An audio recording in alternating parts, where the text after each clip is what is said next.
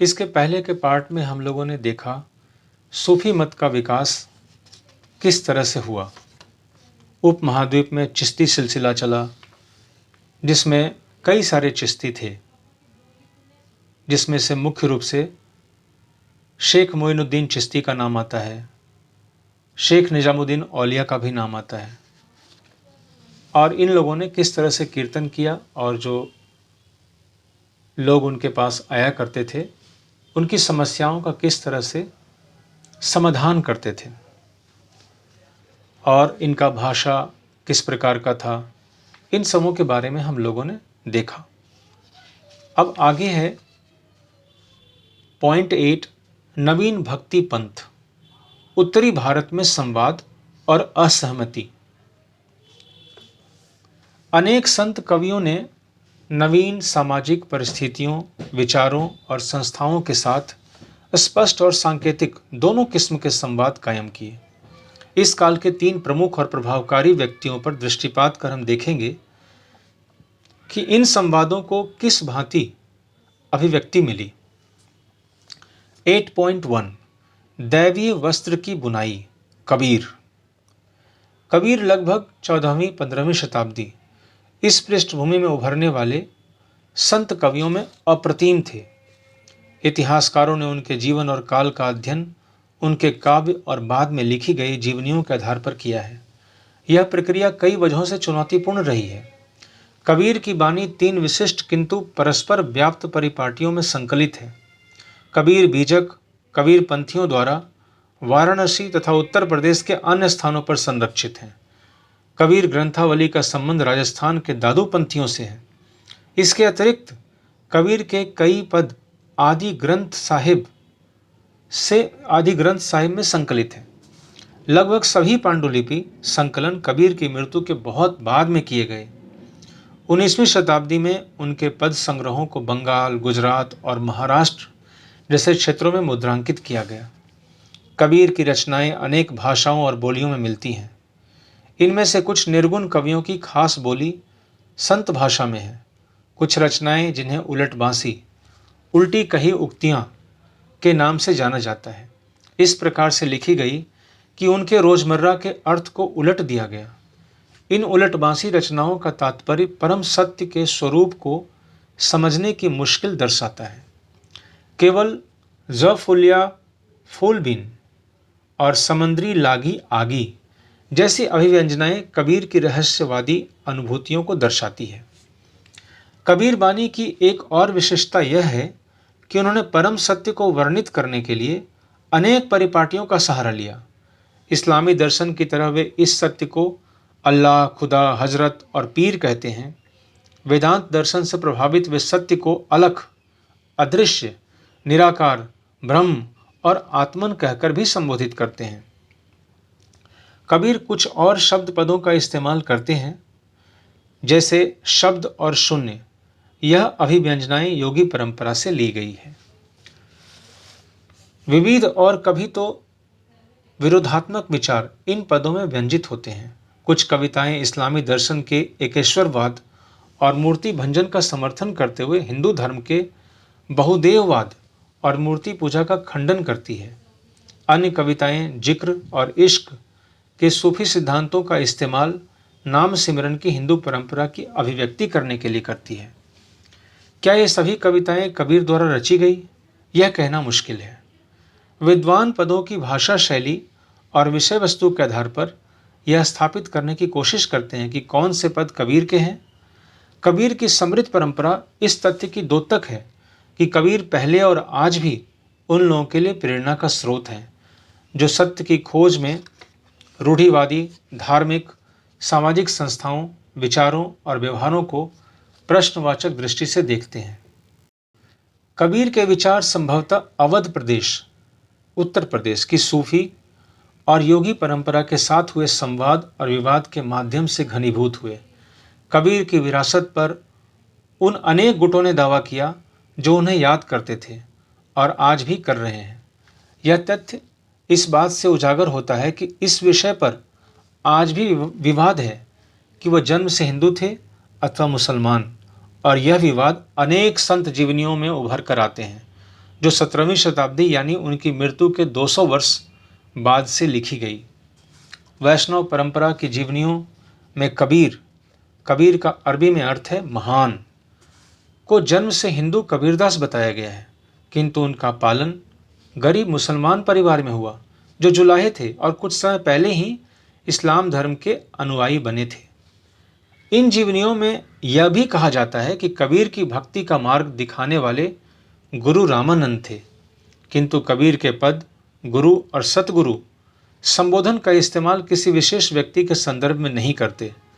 इतिहासकारों का यह भी मानना है कि कबीर और रामानंद का समकालीन होना मुश्किल प्रतीत होता है, जब तक कि उन्हें बहुत ही लंबी आयु न दे दी जाए।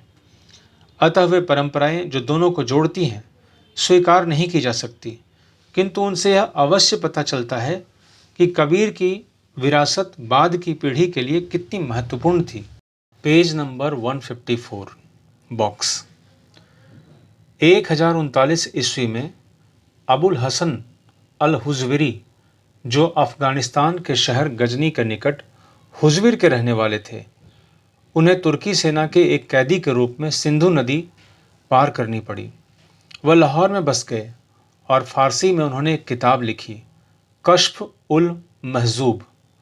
कश्फ उल महजूब, पर्दे वाले की बेपर्दगी, जिसमें तसव्वुफ के मायने और इसका पालन करने वाले सूफियों के बारे में बताया गया था। हुज़विरी की 1073 में मृत्यु हो गई और उन्हें लाहौर में दफनाया गया। सुल्तान महमूद गजनी के पोते ने उनकी मजार पर दरगाह बनवाई। यह दरगाह उनकी बरसी के अवसर पर उनके अनुयायियों के लिए तीर्थस्थल बन गई। आज भी हुज़विरी दाता गंज बख्श के रूप में आदरणीय हैं और उनकी दरगाह को दाता दरबार यानी देने वाले की दरगाह कहा जाता है। पेज नंबर 156 मुल्क का चिराग। प्रत्येक सूफी दरगाह के कुछ विशिष्ट लक्षण होते थे।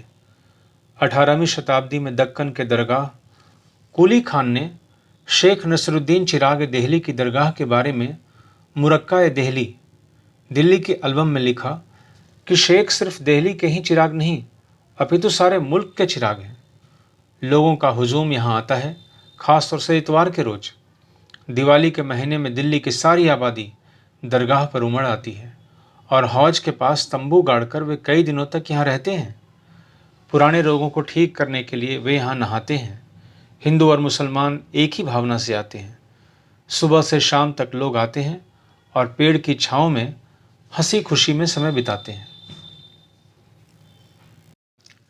स्रोत 7 मुगल शहजादी जहांआरा की तीर्थ यात्रा 1643। मुगल शहजादी जहांआरा की तीर्थ यात्रा 1643 1643। निम्नलिखित गद्यांश जहांआरा द्वारा रचित शेख मोइनुद्दीन चिश्ती की जीवनी मुनीस अल अखाह से लिया गया है। अल्लाह ताला की तारीफ के बाद यह फ़कीरा जहांआरा राजधानी आगरा से अपने पिता बादशाह शाहजहां के संग पाक और बेजोड़ अजमेर के लिए निकली। मैं इस बात के लिए वायदा परस्त थी कि हर रोज़ और हर मुकाम पर मैं 2 बार की अख्तियारी नमाज अदा करूंगी। बहुत दिन मैं रात को बाघ के चमड़े पर नहीं सोई और अपने पैर मुकद्दस दरगाह की तरफ नहीं फैलाए, न ही मैंने अपनी पीठ उनकी तरफ की। मैं पेड़ के नीचे दिन गुजारती थी। वीरवार को रजमान के मुकद्दस महीने के चौथे रोज़ मुझे चिराग और इतर में डूबे दरगाह की जियारत की खुशी हासिल हुई। चूँकि दिन की रोशनी की एक छड़ी बाकी थी, मैं दरगाह के भीतर गई और अपने जर्द चेहरे को उसकी चौखट की धूल से रगड़ा। दरवाजे से मुकद्दस दरगाह तक मैं नंगे पांव वहाँ की ज़मीन को चूमती हुई गई। गुंबद के भीतर रोशनी से भरी दरगाह में मैंने मजार के चारों ओर 7 फेरे लिए। आखिर में अपने हाथों से मुकद्दस दरगाह पर मैंने सबसे उम्दा इतर छिड़का। चूँकि गुलाबी दुपट्टा जो मेरे सिर पर था मैं उतार चुकी थी, इसलिए उसे मैंने मुकद्दस मजार के रूप में मजार के ऊपर रखा। पेज नंबर 157 अमीर खुसरो और कौल। अमीर खुसरो 1253 से 1323 महान कवि, संगीतज्ञ तथा शेख निजामुद्दीन औलिया के अनुयायी थे। उन्होंने कौल, अरबी शब्द जिसका अर्थ है कहावत, का प्रचलन करके चिश्ती समा को एक विशिष्ट आकार दिया। कौल को कव्वाली के शुरू और आखिर में गाया जाता था। इसके बाद सूफी कविता का पाठ होता था जो फारसी, हिंदवी अथवा उर्दू में होती थी, और कभी कभी इन तीनों ही भाषाओं के शब्द इसमें मौजूद होते थे। शेख निजामुद्दीन औलिया की दरगाह पर गाने वाले कव्वाल अपने गायन की शुरुआत कौल से करते हैं। उपमहाद्वीप की सभी दरगाहों पर कव्वाली गाई जाती है। स्रोत 8, चरखा नामा। यह गीत चरखे के चलने की धुन पर आधारित है। जैसे आप रुई लेते हैं, आप जिक्र ए जाली करें। जैसे आप रुई को धुनते हैं, आप जिक्र ए कलबी करें। जैसे आप धागे को फिरकी पर लपेटते हैं, आप जिक्र ए आईनी करें। जिक्र पेट से छाती तक उच्चारित किया जाए, उसे धागे की तरह गले से उतारें। श्वास के धागे एक एक गिने, बहन 24,000 तक गिने। सुबह शाम ऐसा करें और इसे तोहफे में अपने पीर को पेश करें। पेज 158, सूफी और राज्य। कुछ अन्य सूफी भी, जैसे कि दिल्ली सल्तनत के युग में सुहरावर्दी और मुगल युगीन नक्शबंदी, राज्य से जुड़े रहे, लेकिन उनके जुड़ाव के तरीके चिश्तियों से भिन्न थे। कभी कभी सूफी दरबारी पद भी स्वीकार कर लेते थे। स्रोत 9, शाही भेंट अस्वीकार। एक उद्धरण सूफी ग्रंथ से है जो शेख निजामुद्दीन औलिया की खानकाह में 313 में हुई घटना का वर्णन करता है। मेरी यानी कि अमीर हसन सिजजी अच्छी किस्मत थी कि मैं उनके यानी कि निजामुद्दीन औलिया कदम चूम सका। इस समय एक स्थानीय शासक ने 2 बगीचे और बहुत सी जमीन का पट्टा शेख साहब को भेजा है। साथ ही इनके रख रखाव के लिए औजार व आवश्यक वस्तुएं भेजी हैं। शासक ने यह भी साफ किया है कि वह बगीचों और जमीन पर अपना हक कहते हैं। इस जमीन, खेत और बगीचे का मुझे क्या करना है? हमारे कोई भी आध्यात्मिक गुरु ने इस तरह का काम नहीं किया। फिर उन्होंने एक उचित कहानी सुनाई। सुल्तान गियासुद्दीन, जो उस समय उलूग खान के नाम से जाने जाते थे, शेख फरीरुद्दीन से मिलने आए। उन्होंने शेख को कुछ धनराशि और 4 गांवों का पट्टा भेंट किया। धन दरवेशों के लिए था और जमीन शेख के अपने इस्तेमाल के लिए थी।